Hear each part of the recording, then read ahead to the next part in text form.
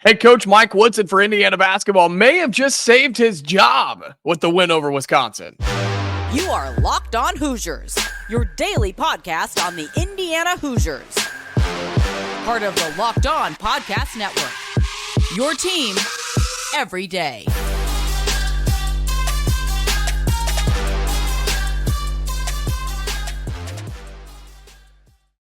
Welcome in. It is the Locked On Hoosiers podcast. I'm your man, Jacob Goins. I appreciate you being here, making this your first listen each and every day. We are part of the Locked On Podcast Network, which is your team every day. Today's episode is brought to you by FanDuel. Make every moment more. New customers join today, and you'll get $150 in bonus bets if your first bet of $5 or more wins. Visit FanDuel.com/LockedOn to get started. Well, thank you so much for being here. Thank you for being an everydayer, coming back each and every day, making this a part of your routine, part of your rotation. And we do appreciate you doing that, whether you're on the YouTube version, the video, or on the audio, wherever you get your podcast, because we are free always, every single day, never have to pay.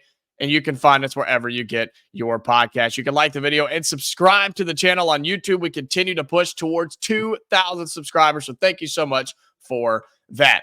Did Mike Woodson just save his job for the Indiana Hoosiers as the head coach of the Indiana Hoosiers? I think there's an argument to be made.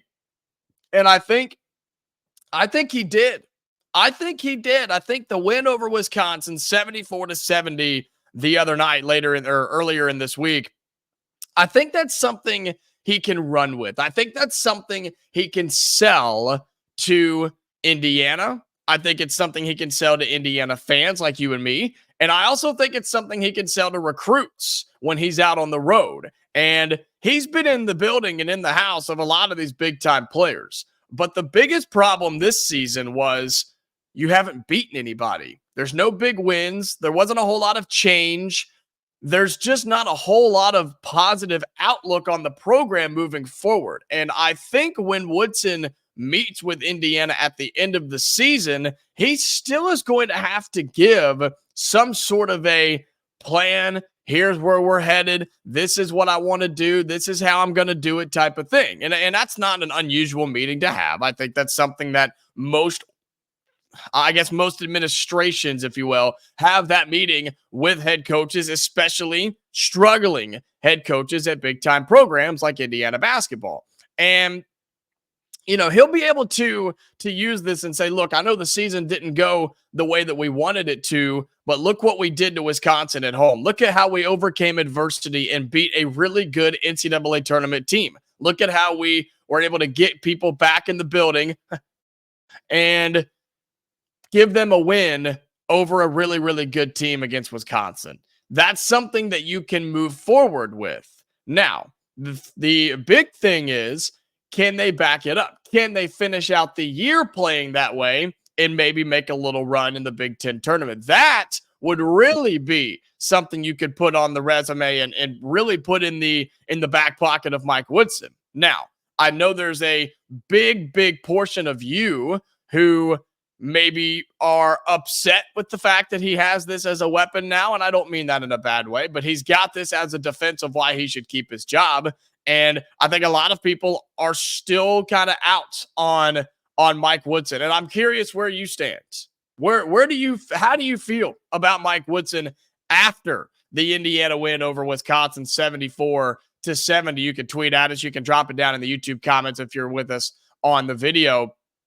Because if Indiana plays like that, if our guys play like that, we can win some games down the stretch because the schedule's not overly hard. No, we have 2 road games that won't be a whole lot of fun, but they're winnable games. They're winnable games against 2 teams that are not very good, Maryland and Minnesota, and then you're playing a Michigan State team that's on the bubble. That's obviously beatable. But can we play that way again? It seems like the few times, I should say, when we've had a good performance, we drop it the very next game, and then it's just not very pretty.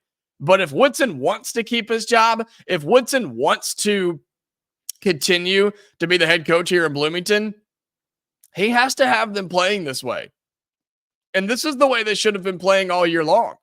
And I don't know why it took this long for this team, this program to find itself and hopefully figure it out. I hope they figured it out. I hope this wasn't a one-time thing where we played this way against Kansas and then we dropped off the very next game and had to fight to beat Morehead State at home. I hope this isn't that situation and we don't go up and get blasted by Maryland over the weekend on the road.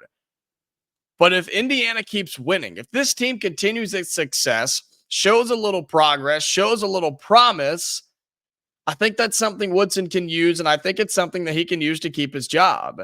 And if Indiana continues to win and wins a couple of games in the Big Ten tournament, I think he deserves to keep his job after that because there was something shown, something was proven in a short amount of time. One game does not do it for me, folks. I'll be honest with you. One game doesn't do it for me. I'm not there yet. I think if we see this over the next 3 games and we see this in the Big Ten tournament, that's a different story. But one game doesn't save your job in my book. And I'm not necessarily out on Mike Woodson either. I'm still, you know this, I'm still kind of up in the air a little bit. I know a lot of you are ready. You're ready to see him go, get him out, and find somebody new. And one win probably doesn't change your mind on that. And that's understandable. But I am curious on what the Mike Woodson fans say after that win. Is this what you've been looking for? Is this what you knew was in there? And do you think it'll continue? Those are all questions that we are asking. I guess the administration is asking, and really everybody should be asking. Is this in there? Where has this been? And is this a one-time thing? Or can we see, or will we see this team continue to play like this and have guys knocking down shots, being aggressive like Kel'el, Ware, Malik Renew, have guys like Trey Galloway stepping up and being a senior, being a leader? Are those things we're going to see down the stretch or not? That's it. That's the question. And we're going to find out this weekend. And if you go up and lose against Maryland, or you lose against Minnesota, or you lose against Michigan State, or any combination of the 3, I still think Mike Woodson would be on the chopping block, and I still think there's a chance he could leave. I still think there's a chance we would get rid of him after the season because one game doesn't do it for me. It doesn't. You've got to put it together. You've got to find multiple games and show progress for the future if Mike Woodson truly wants to save his job. Well, coming up on Locked On Hoosiers, we'll take a look at what Woodson had to say following that big win over Wisconsin in his post-game press conference. That plus we'll have Big Ten standing updates for the Big Ten men and women. All that coming up here on Locked On Hoosiers.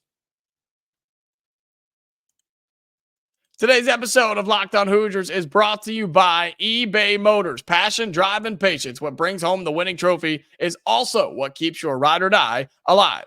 eBay Motors has everything you need to maintain your vehicle and level it up to peak performance. From superchargers, roof racks, exhaust kits, LED headlights, and more. Whether you're into speed, power, or style, eBay Motors has got you covered. With over 122 million parts, that is, for your number one ride or die, you'll always find exactly what you're looking for. And with eBay Guaranteed Fit, your part is guaranteed to fit your ride every time or your money back. Because with eBay Motors, you're burning rubber, not cash. With all the parts you need at the prices you want, it's easy to turn your car into the MVP and bring home that win. Keep your ride or die alive at ebaymotors.com. Eligible items only. Exclusions apply. eBay Guaranteed Fit only available to U.S. customers. Welcome back into Locked On Hoosiers. Appreciate you being here, making this your first listen each and every day. Like the video, subscribe to the channel. Both are free. Both are easy. Takes one tap each if you're on the YouTube channel. If you're on your audio platform anywhere, you can turn on notifications so you never miss an episode of Locked On Hoosiers. Well, let's take a look at what Mike Woodson said after the Indiana-Wisconsin game. Woodson having a post-game press conference after a win, after a big win. That's kind of crazy, right? A little bit different than what we're used to around here. And the first question was the obvious question. How did you deal with the unexpected break, with the fire alarms going off inside of Assembly Hall? We still don't know who pulled that fire alarm, but that's okay. He said, first of all, I want to thank our fan base, the crowd, for going through what we all went through and still came back into the game and gave us support we needed to get over the hump and win the game. I truly thank the fans. It's the first time I've ever been a part of something like that as a player and coach. When you go in the locker room, you're trying to clean up things going on during the course of the game, especially in the second half when we got going, and then try to get the offensive plays in quickly so they know what we're doing when we come out to start play again. It's a tie game. I thought we played well early. Wisconsin, they're well coached. He said they're not going to ever quit. They pushed us to the end. I thought we held in there after even going down. I think we went down 3 and Mac hit a big 3 to tie it. From that point on, we never looked back. And I think that's a huge understatement there, because this was basically I said this on the show the other day. This was an impromptu halftime.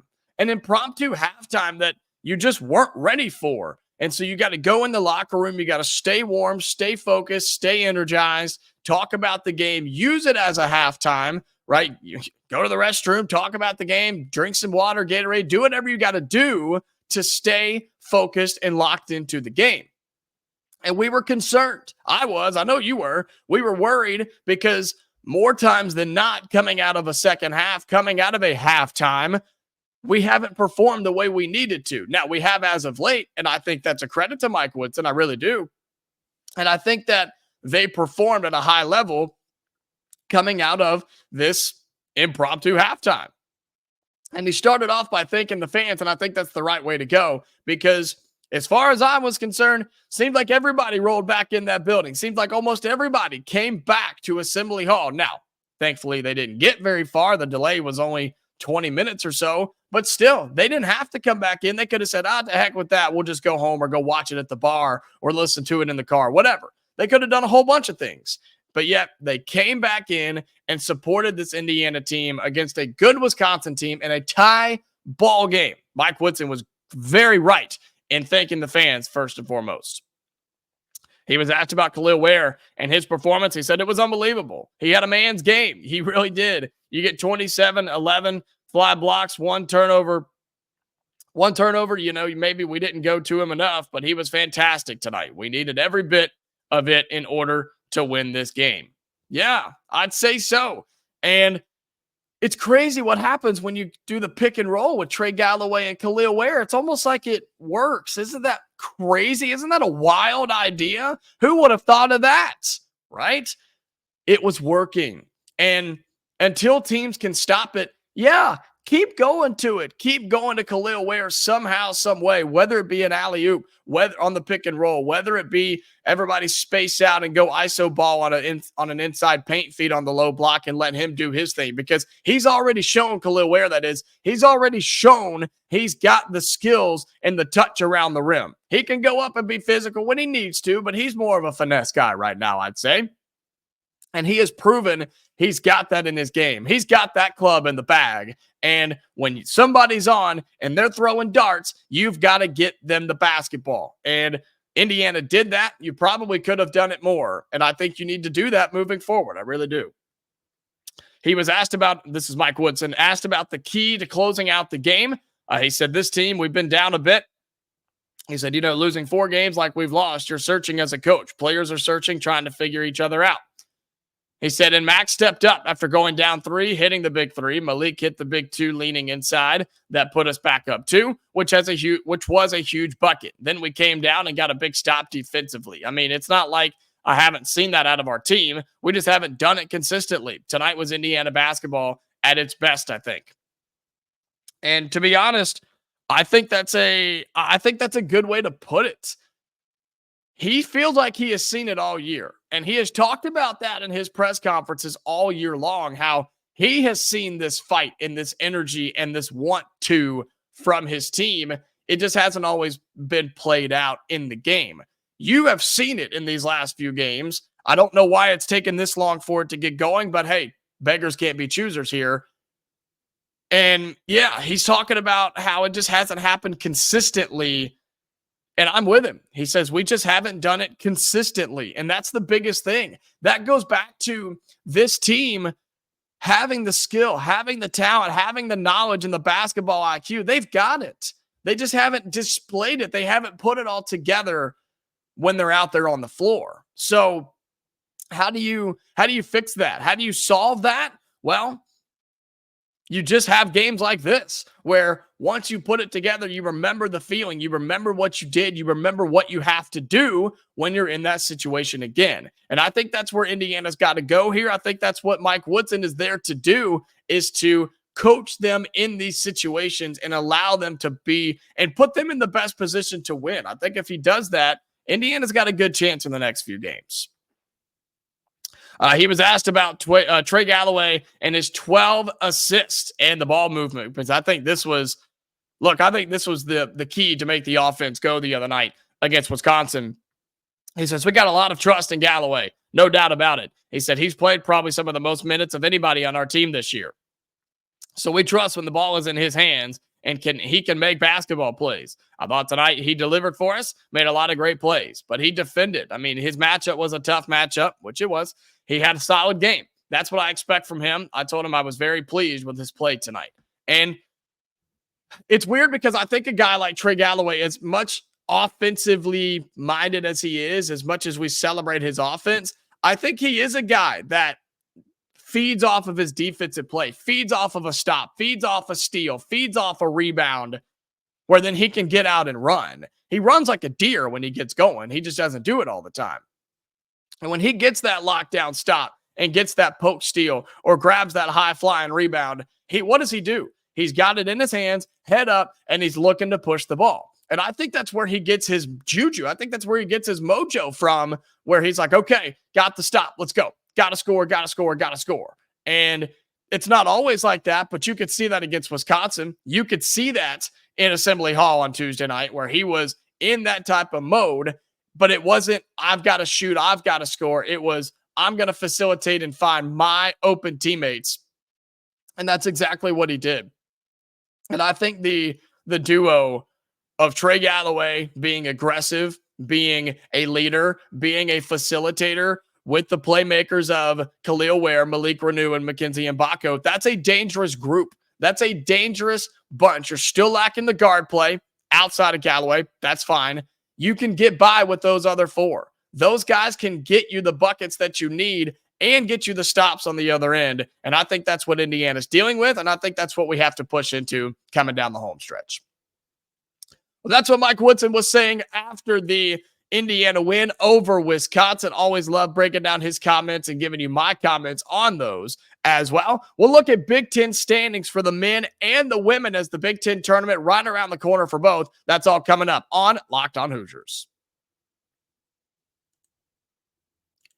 Today's episode of Locked On Hoosiers is brought to you by FanDuel. Get buckets with your first bet on FanDuel, America's #1 sportsbook. Because right now, new customers get $150 in bonus bets with any winning $5 bet. That's $150 if your team wins. Bet on all your favorite NBA players and teams like quick bets with quick bets, same game parlays, exclusive props, and more. Look, Indiana plays Maryland this weekend. That's all I'm saying. We didn't give them a chance against Wisconsin, but you would have won a lot of money on FanDuel plus the extra $150. So maybe you want to take a $5 bet, put it on Indiana this weekend. Oh, I don't know. I'm just saying. If you do, and if they win, you'll give you $150 at FanDuel.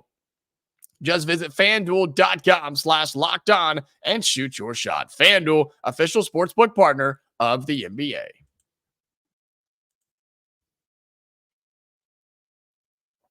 Welcome back into Locked On Hoosiers, your first listen each and every day. Final segment here on today's show. Happy Thursday. Also, happy final day of February, Leap Day, the 29th, an extra day of the second month of the year. So that's exciting. You look around the Big Ten standings. We'll start with the men and then get into the women as well. Because, look, guys, it's crazy, but we're coming down to it. We're coming down to the home stretch. I know it's sad. It's upsetting. I'm getting sort of depressed about it. We're about to have March Madness. Now, we have some ups and downs with that, but we'll get to that as we go.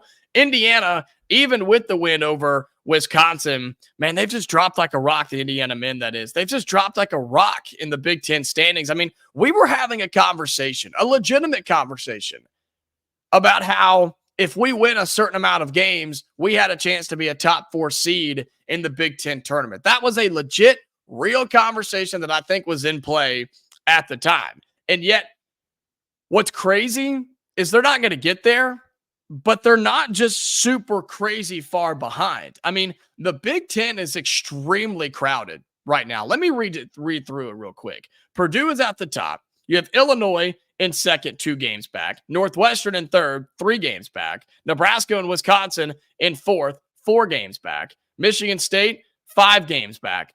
Iowa, 5.5. Minnesota, 6. Penn State, 6.5. Indiana, 7. Maryland and Rutgers, 7.5. Ohio State at 8. You literally have all these teams outside of Michigan because they're terrible. You have Michigan outside of everybody, but everybody else is legit within 1 game or less than each other.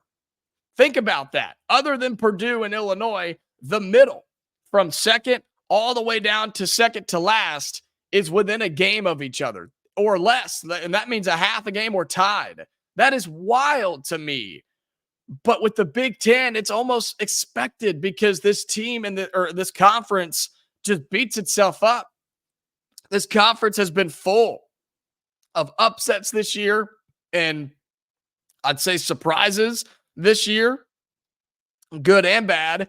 And I do think that it's a balanced conference. Do I think that the Big Ten is the best conference in college basketball? No, I don't think so. Not top to bottom. I think you're looking at probably one of the best teams in the country with Purdue, of course. But the conference has kind of tailed off just a hair. Doesn't mean we can't win some games in the tournament, though, because I think we will. Nobody wants to play Purdue or Illinois or Nebraska. Nobody wants to play Tominaga from Nebraska. Are you for real? Nobody wants to play that guy. I don't.